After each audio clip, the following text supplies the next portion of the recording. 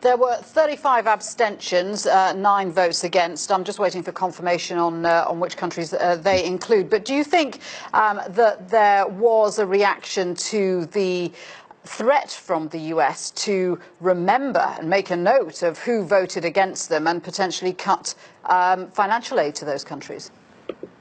Yes, well, like you say, we're not quite sure yet who decided to vote no.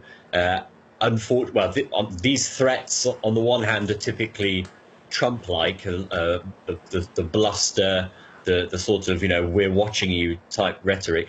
On the other hand, the US and Israel have both pursued public and private pressure on UN member states in a number of different situations, and on UN officials as well, when it comes to trying to kind of stymie or undermine or thwart various initiatives designed to hold Israel to account for violations of international law. So that, the existence or the level of that pressure is not new. It just had a kind of Trump twist, if you like, in this occasion.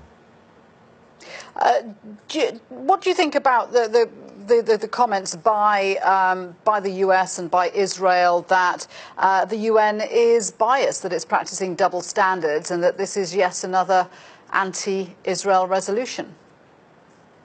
Well, I mean, the reason why Israel has, or is the focus, or the reason why Israeli policy is the focus of sort of annual resolutions when it comes to the Palestinian question, is precisely because Israel continues to be in violation of a whole realm of international law when it comes to the question of Palestine. As I've mentioned before, with respect to the acquisition of territory by force, with respect to the settlement enterprise, with respect to the Palestinian right to self-determination, which is also denied. So in other words, the fact that Israel, year after year persists in maintaining those violations means that, and especially in fora where the US does not have a veto, like in the General Assembly and also in other fora like the Human Rights Council, those Israeli policies continue to be condemned for as long as they're being carried out by the Israeli authorities. Ben, thank you very much indeed for that. Ben White from Cambridge there speaking to us about that vote. So just to recap, 128 votes in favour of the resolution, 9 voted against it, 35 abstentions. So that resolution to reject any decision to change the status of Jerusalem or recognise it as the capital of Israel has been carried.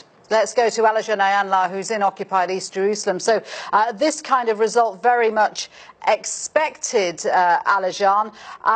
This will be welcomed by the Palestinians as a symbolic victory.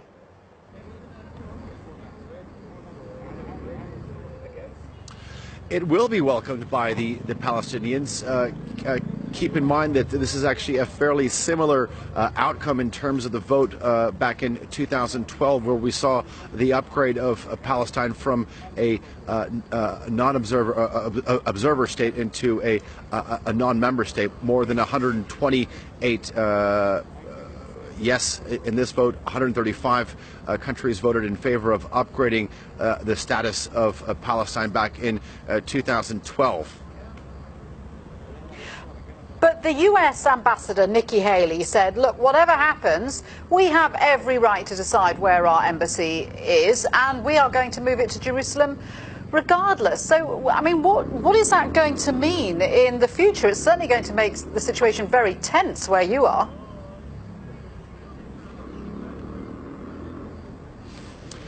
It is, and the Palestinian stance has always been that with this decision by the current U.S. administration to recognize Jerusalem as the capital of Israel, they say that the U.S. has basically taken itself out in terms of being a credible partner in the peace process moving forward. And Israel has been pushing pushing very powerfully over the last 3-4 days to delegitimize this entire process. We saw them sort of embark on a very intense lobbying campaign to get as many countries as possible either to abstain or to vote against this UN resolution. In fact, the Israeli Foreign Ministry has sort of encouraged, or advised rather, a lot of its diplomats abroad to sort of encourage their host countries to abstain or to oppose this resolution.